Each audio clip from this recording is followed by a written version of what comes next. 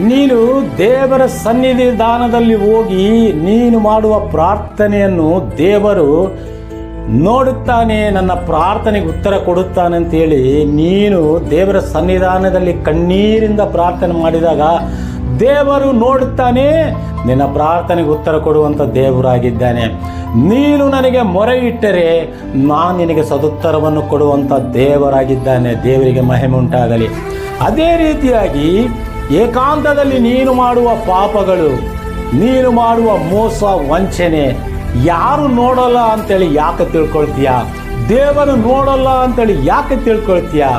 ನಿನ್ನ ಪ್ರಾರ್ಥನೆ ಅಂತ ಕೇಳುವಂಥ ದೇವರು ಎಲ್ಲ ನೋಡುವಂಥ ದೇವರಾಗಿದ್ದಾನೆ. ನನ್ನ ಆತ್ಮೀಯ ಸ್ನೇಹಿತನೇ, ಹೊಲದಲ್ಲಿ ನೀನು ಯಾವ ಬೀಜವನ್ನು ಬಿತ್ತಿತ್ತೀಯೋ ಅದೇ ಫಲವನ್ನು ನೀನು ಕೊಯ್ಯಬೇಕಾಗಿತ್ತೆ.